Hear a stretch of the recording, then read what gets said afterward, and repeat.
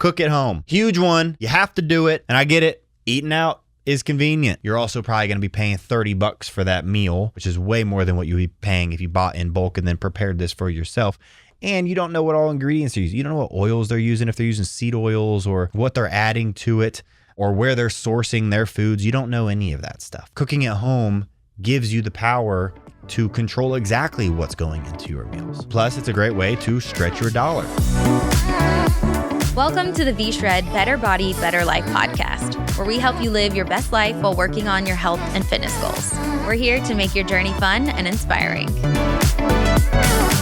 What's going on, everyone? Welcome back to another episode of the Better Body, Better Life podcast. I am your host, Vince Sant, and I hope you're having a great day and a great week. And today I've got something that has been requested from a lot of you guys. For anybody out there who wants to see that number go down on a scale, and you want to get in great shape, and you want to live your best life, but you don't want to break the bank doing it, this is for you. Because truth is, there is a big misconception that eating healthy has to cost a fortune. I've seen like pictures comparing like what a burger and fries from McDonald's is versus like what an organic burger and sweet potato fries is from the grocery store. And people hype it up to be like, I don't know, 5 times more than what the McDonald's meal is. And that's just not the case. It doesn't have to be like that. Yes, if you're buying one burger, one beef patty at a time, and you're buying in these small amounts, sure. But today I'm going to go over some ways to be more practical on eating healthy, but also mindfully, so that if you're on a tight budget, it doesn't really mess you up. And so we'll cover everything from meal planning and bulk buying to whipping up affordable yet really nutritious meals. Okay, so we're going to go over quite a few things, and I think this is going to help a lot of you guys. So let's dive in. All right, so to kick things off, I'm just going to jump right into tip number one, which is going to be to plan your meals ahead of time. And the reason that this is number one is because meal planning is going to be your secret weapon for not only getting in shape, but also for staying on a budget while trying to get in shape. Because when you take the time to plan your meals for the week, you're creating a blueprint. And that blueprint is for success, right? And you start by jotting down what you want to eat for breakfast and lunch and dinner, and then what your snacks are, right? And then you use that plan to build a focused shopping list. Okay.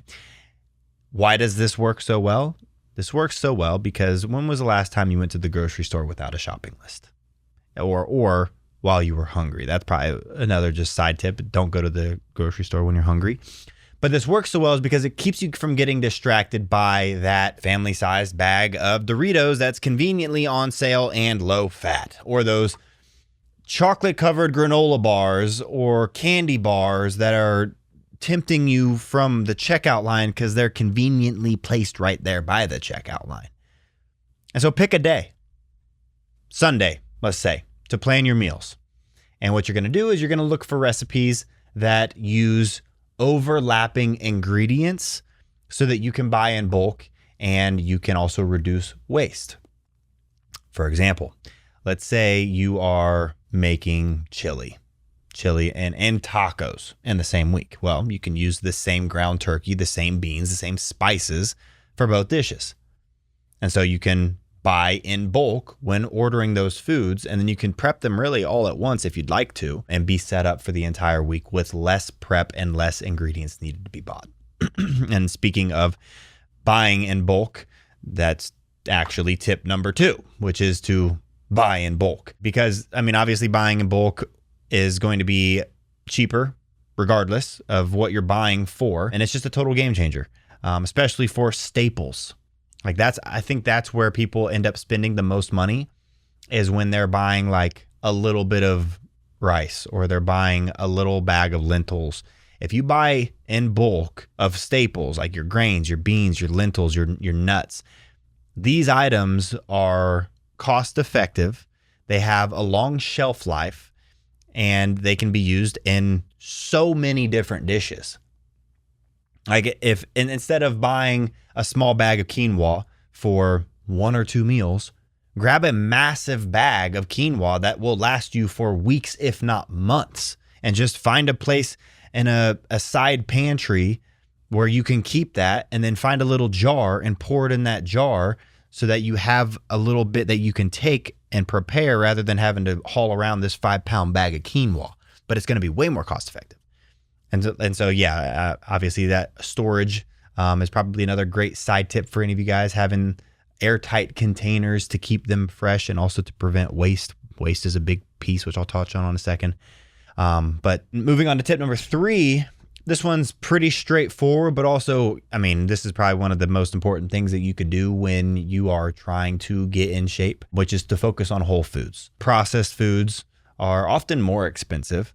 They're also packed with additives that don't do your body any favors, but they're meant to like extend their shelf life, but they're, again, horrible for you.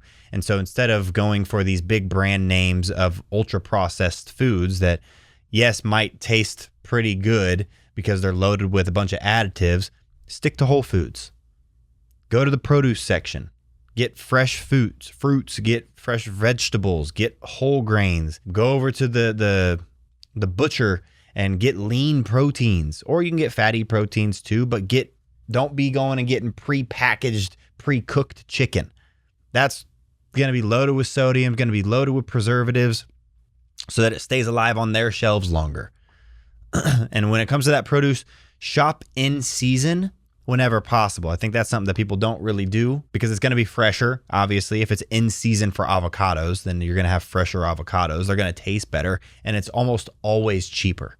And so you could literally like plan your meals around what season it is. And so that's if you have a nice little like a farmer's market nearby, fantastic place to find high quality fruits and veggies at a lower price. You'll be supporting small businesses. It's a win-win all around. Okay, tip number 4, huge one. You have to do it. Cook at home. And I get it. Eating out is convenient. And there are a lot of places now that are offering healthier options these days, which is awesome. But the truth is that those menu items are overpriced. And you also have less control over the ingredients that are used in them and also portion sizes. And so you might get this meal that's a pretty big, that is technically probably 2 portion sizes for you. Like it's probably double what you should be eating.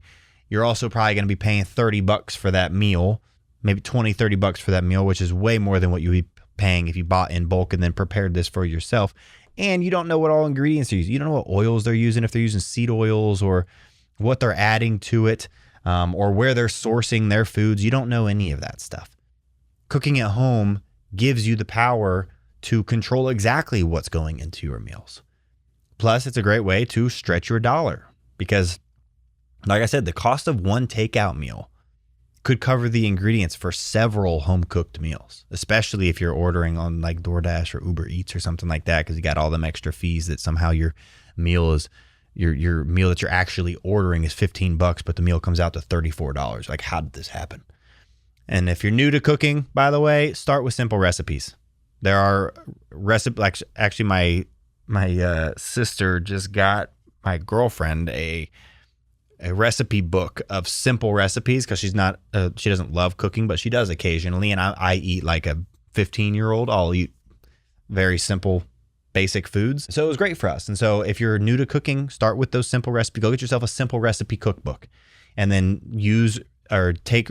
make recipes that only use a handful of ingredients. And then as you get more confident in the kitchen, you can try to experiment with new flavors and new techniques of cooking. And also don't forget that home cooked meals usually means you're going to have leftovers. And this is huge. If you're trying to not break the bank and stick to a diet, you gotta eat your leftovers. I will admit, am not the best at eating leftovers. That's something I need to work on. But if you are trying to save money and stretch that dollar, then you want to make sure that those leftovers are tomorrow's lunch or tomorrow's quick dinner, because it's basically like getting 2 or 3 or 4 meals for the price of one. Now on to tip number 5, make the most affordable or make the most of affordable proteins. And what does that mean? Protein doesn't have to break the bank. Protein is, yes, going to be probably your most expensive food that you're purchasing, right? But there are budget-friendly options. Eggs, for example, can be quite cheap. You can get a dozen eggs for $3. Canned tuna, also super cheap if you're a tuna fan. Beans, lentils, even frozen fish. If you prefer poultry, you can get chicken thighs. Those are usually going to be cheaper than the chicken breast and just as nutritious. And some people like them more. Ground turkey or lean ground beef are also great options for meal prepping multiple dishes without spending a fortune. That goes back to what we were talking about with the tacos versus the chili. And then another big one, tip number 6, I think, avoid food waste. I said we were going to mention this a little bit later. I've mentioned a couple things related to food waste, leftovers, but there was a crazy statistic that the average household throws out about 32% of the food they buy. That's crazy. That's a lot of wasted money if you're trying to diet on a budget. And so to avoid this, get creative with leftovers. For example, roast chicken from dinner can be shredded and turned into chicken salad or added to a stir fry. Vegetables that are starting to kind of go bad and starting to wilt a little bit can be tossed into a soup or blended up into a smoothie, a nice protein smoothie. And always keep an eye on expiration dates. I know some people are a little bit more lenient with what they consider a proper expiration date. I know for a fact my mom she does the smell test. If it don't smell too bad, she'll eat it. But basically you just want to rotate older items to the front of your fridge or the front of your pantry so that they get used up before the bad ones. Pretty simple. Next, let's talk about embracing meal prep. And this is more of a mindset one, because meal prep if you're serious about getting in shape and you're serious about making drastic changes, you got to meal prep. You can't rely on cooking every single day. You can't rely on eating out all the time. Now, you don't have to meal prep every meal for every day of the week, but meal prepping, like I always say when people are starting out meal prep, just cook like 3 or 4 dinners at a time and then work your way up, because meal prep is a lifesaver for getting in shape, but also just if you're busy and also if you're on a budget, because by prepping those meals in advance, you'll always have healthy options ready to go, which means you're less likely to cave and order takeout or hit the fast food line on the way home from work when you're hungry and don't know what you're going to be eating for dinner. So dedicate 1 day a week. Sunday works great to cook a big batch of rice, cook some vegetables, prepare some protein, chicken, if you're vegan, tofu, store everything in proportioned containers, airtight, so that you can mix and match throughout the week, and then you're good to go. And again, you don't have to have that for every single meal of the week, but the majority of the time, you have a healthy option right there ready to go, so that you don't have to, like I said, order some DoorDash or hit some McDonald's on the way home. You don't want to be doing that. Failure to prepare prepares you to fail. Tip number 8, shop smart. Being a savvy shopper makes a huge difference. So keep an eye out for sales. Keep an eye out and use coupons. Don't overlook generic brands. I mentioned you not buying a name brand just because of the name brand. Those are usually going to be marked up just because they're the name brand. Like I mentioned Doritos earlier. There's probably an off-brand Doritos right next to the Doritos that have everything the exact same, but they're $2 cheaper. And they're often just as good as the name brands, but like I said, they cost less.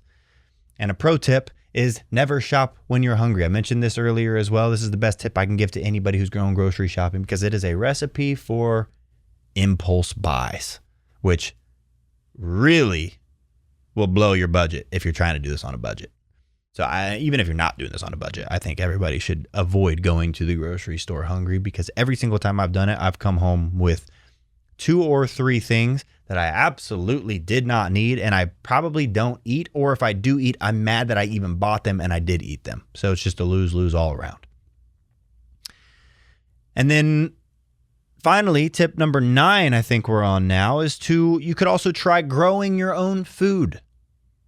Be a little homesteader. If you got a little time, you got a little space, growing your own herbs, growing your own vegetables, even your own fruits can be a very fun and also cost-effective way to eat fresh. And again, if you're not a gardener, I'm not a gardener. I'm not going to sit here and act like I am. One day I would like to have a ranch and I would like to grow some of this. But start with easy-to-grow plants. A couple easy-to-grow plants. I had to look this up, but I got you. Basil, parsley, lettuce, tomatoes. All easy to grow.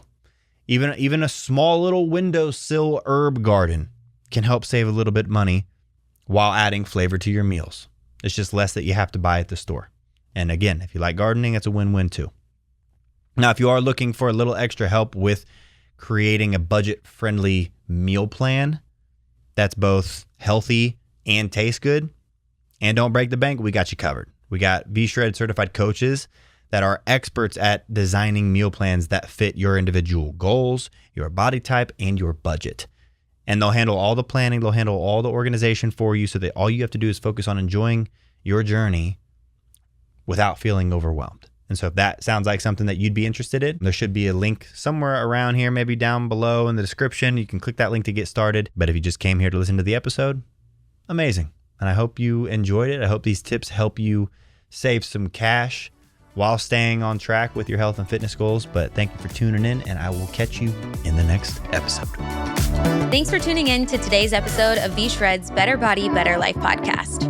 Whether you're doing one of our programs, taking our supplements, or just doing things on your own, tune in every week for exclusive content with Vince, V-Shred trainers, and special guests as they share valuable tips around motivation, workouts, food, and living a healthier lifestyle. See you next time.